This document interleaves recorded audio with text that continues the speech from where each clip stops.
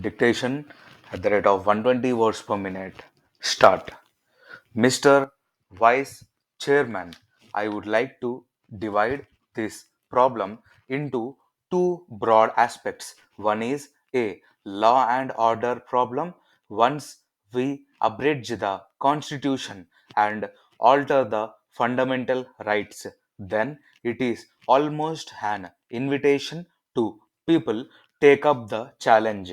I may tell this house through you that if one feels very strongly and very sincerely about anything, he is expected to take or be cognizant of the consequences. Therefore, let us not look at this problem merely as a law and order problem, but as a problem.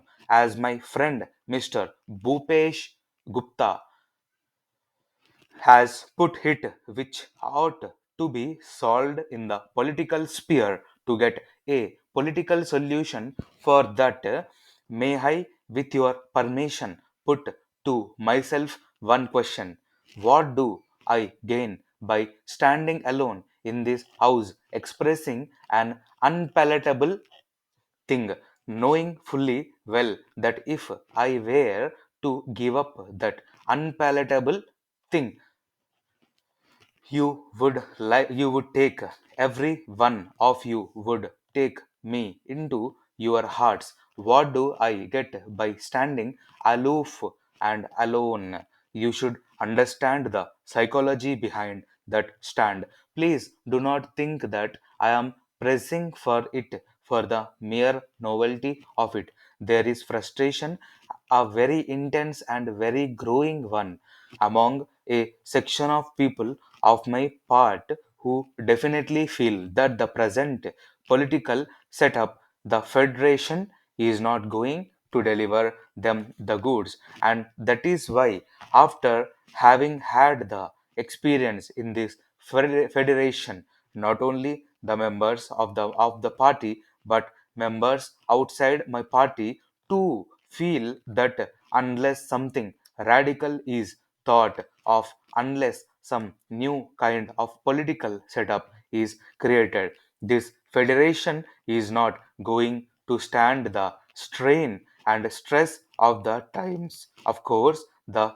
minister was kind enough to state that even without this amendment, the constitution is very clear that the talk about separation is repugnant to the Constitution. I may point out that juries are divided on that point, and I quote the opinion of one jurist of this argument house. I am quoting Mr. Sapru. He has written a very persuasive and very lucid article. Need not for separation but against separation in one of our English dailies, wherein he has said about the preamble to our constitution and has said that it is a sovereign republic, since our constitution is not rigid, since amendments are allowed, since our constitution is purposely made to be flexible. Even an amendment to the preamble can be brought forward. Therefore, it does not matter much whether, as the minister has stated, the talk about separation is repugnant to the constitution, or as the jurist has pointed out, it is open to question. Full stop. Apart from the constitution, it is a matter of concise.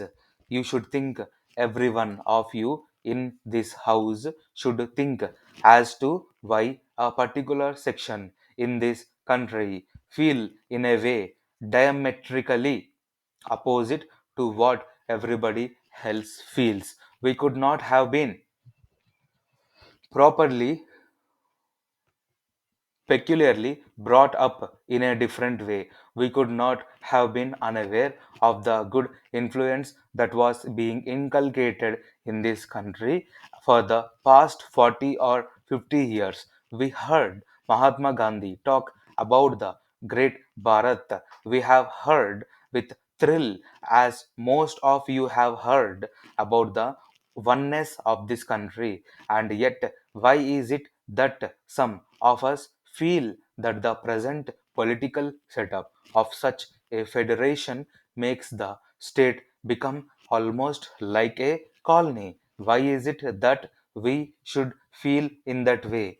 Later, dear sir, sometime back, the Indian Airlines Corporation conducted successful proving flights to Cochin and other airports in the south.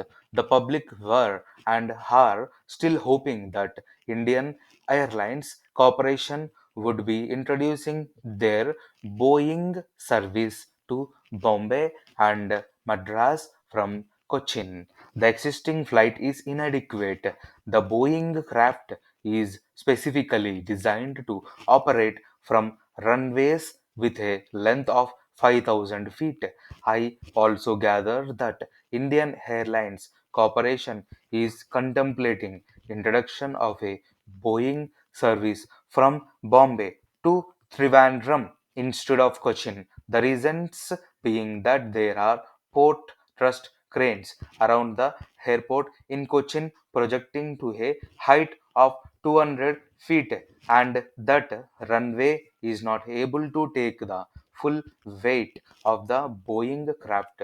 There is very great demand for seats to Cochin from Madras and other southern stations. It would be advisable for Indian Airlines Corporation to introduce direct non-stop Boeing service between Madras and Cochin. This service will ease a lot of pressure on the other flights going to Cochin through various points in the southern region. Further, since the obstacles of introducing Boeing service to Cochin and Coimbatore can be overcome by implementing the suggestion given above, this can be a forerunner for Indian Airlines Corporation to start a Boeing service to Cochin both by the clockwise and anti-clockwise.